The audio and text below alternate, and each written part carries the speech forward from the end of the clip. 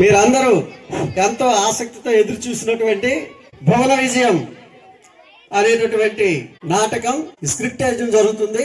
భువన విజయం అనేది శ్రీకృష్ణదేవరాయల ఆస్థానంలో ఉన్నటువంటి 8 మంది అష్టదిగ్గజ కవులతో నిర్వహించినటువంటి కార్యక్రమం. ఈ కార్యక్రమాన్ని శ్రీకృష్ణదేవరాయలే స్వయంగా నిర్వహిస్తున్నారు. రాజాదిరాజా రాజమార్తాండ శ్రీకృష్ణదేవరాయల వారు ఏం చేస్తున్నారు?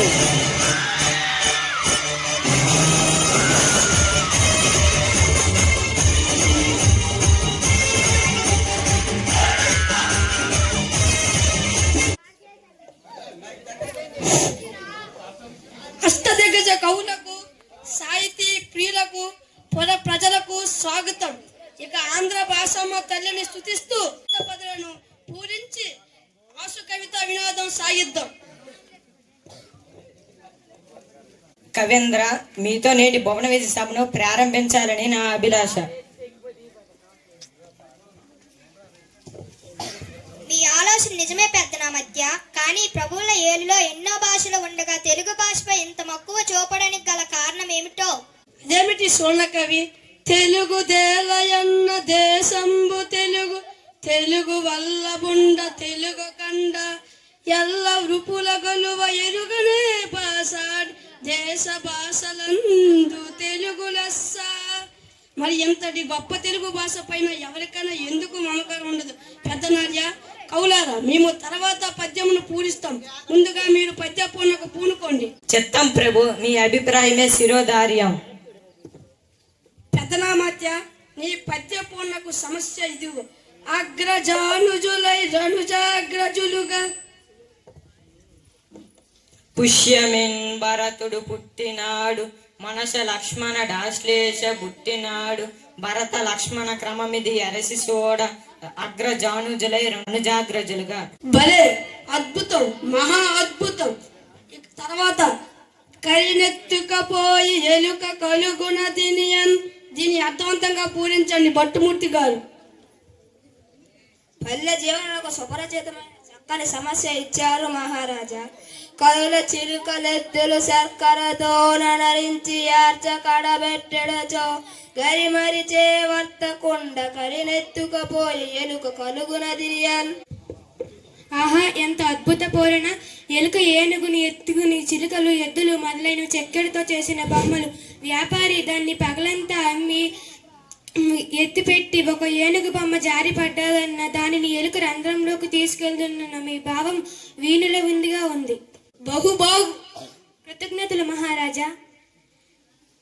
ముద్దు పలుకుల ముక్కుతెమన కవి అందుకోండి.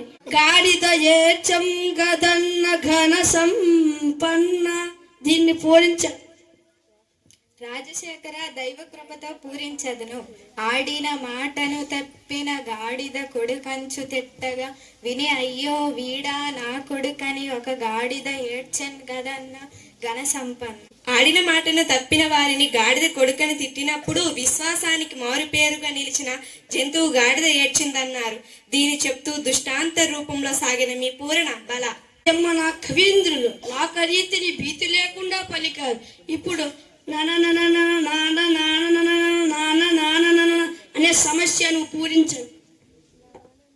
ప్రభు, అక్షర విన్యాసం తప్ప అర్థం లేని సమస్య ఇచ్చారు. అయినా చక్కని పూరణ కావిస్తాను.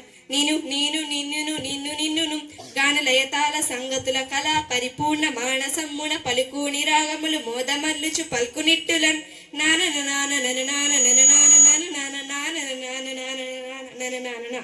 మన కవుల కావ్య సాహిత్యాన్ని, మన సభ గొప్పతనం గురించి పొలాల్లో పనులు చేసుకుంటూ కూడా లయ తాళానికి అనుగుణంగా మిక్కిలి సంతోషంతో కూనిరాగాలు అల్లుకునే స్థితిని కళ్ళకు కట్టినట్టు చెప్పింది. అవునవును, జానపదుల సత్తు జానపదం. సత్యం చెప్పారు రామకృష్ణ. తదుపరి మీదే వంతు. మీ పదగుంపనాన్ని మీ మెరుగుదుమా. మేక మరియు తోక అనే 2 దత్తపదం ఆధారం చేసుకొని ఒక కమ్మటి శేష పద్యాన్ని పూరించండి. మేలిన దేవరా, నన్ను ఆదేశిస్తే కాదంటానా? ఆలకించండి మహాప్రభు. మేక తోకకు మేక, తోక మేక తోకకు మేక మేక తోకకు తోక తోక మేక మేక తోకకు మేక తోక మేకకు మేక మేక తోకకు తోక తోక మేక మేక తోకకు మేక తోక మేకకు మేక మేక తోకకు తోక తోక మేక మేక తోకకు తోక తోక మేకకు తోక తోక మేకకు మేక తోక మేక మేక తోక తోక తోక తోక తోక మేక మేక తోక తోక తోక తోక తోక మేక మేక తోక తోక తోక తోక తోక మేక మేక తోక తోక తోక తోక తోక మేక. మీరు సామాన్యులు కాదు రామకృష్ణ. ఏమేమి మేకల కాపరి అడవికి మేతకై మేకలను తీసుకుపోతున్నాడా? ఒక మేక ముందు పోతుందా? దానికి వెనక భాగాన తోక ఉంటుంది, తోక వెనక మరో మేక ఉంది. ఇలా మేకల ముందు పోతున్న తీరును మేక తోక అన్న దత్త పదాలతో చక్కగా చెప్పారు. శభాస్ రామకృష్ణ కవి, మీ కత్తికి రెండు వైపులా పదునే మరి, అందుకనే మీరు వెకెట్ కవి అయ్యారు. రామభద్ర, గోలుకుండ, మూలముండ, పూలదండ, కొత్తకుండ అనే పదాలు ఆధారం చేసుకొని భారతార్థంలో పద్యాన్ని పూరించండి. చిత్తం మహాప్రభు, రామభక్తుడని నాకు భారతార్థం పూరణ ఇచ్చారు, పూరణ చేసేది. ఓయి కురురాజ నీ కొడు కొత్త గోల కొండవల నుండు మూలముండ ఇంక బండమ్మున గెలుపుతూ పాండుసుతుల బండమ్మున పూలదండరే కొత్తకుండ. ఓయి కుర్రాజా నీ కొడుకు దుర్యోధనుడు ఒక్క గోల కలిగిన మనసు, ఆకారంలో కొండలా ఉన్నాడు కానీ బుద్ధి బలం లేనివాడు. నా మాట వినుము, యుద్ధం వస్తే సర్వం నాశనం. సమరంలో ధర్మానికి బద్దులైన పాండవులు గెలుస్తారు, నీ కుమారుడు మరణిస్తాడు. పెంగళి సోర్ణ, మా ఆరాధ్య దైవమైన శ్రీహరి దశావతారాల గురించి ఆశువుగా ఒక పద్యాన్ని పూరించాలని వేరొకరు పంపించారు. ఇక ప్రారంభించండి. కోరినట్లే వినిపిస్తాను. మత్స్యమై జడనిధి మడియించే సోముకు ఘోరమై కవ్వపు కొండ మూసే గిటిహై హిరణ్యాక్షు కీటమడించి హరియై వధించే ప్రహ్లాజనుకో అటుడై బలిందరుచు వంచించి కుదించే భార్గవుడై క్షత్రభక్తి జిండే దశరథ రాముడై వైకుయా తెగటార్చే శౌర్యై దుష్టుల సంహరించే బుద్ధుడై త్రిపుర స్త్రీల బుద్ధి మార్చి రుద్రుచే వారి భర్తనం దృంగజేసే కల్కి అయి వేచ సంతతి బిట్టు మార్చు హరి దశావతార చరిత్రం అభినతమ్ము. మత్స్యావసారాన్న సామకాసుని చంపాడు. కోర్మమై మందరికి మోసి పాలసముద్రం చిలకడానికి సాయమయ్యాడు.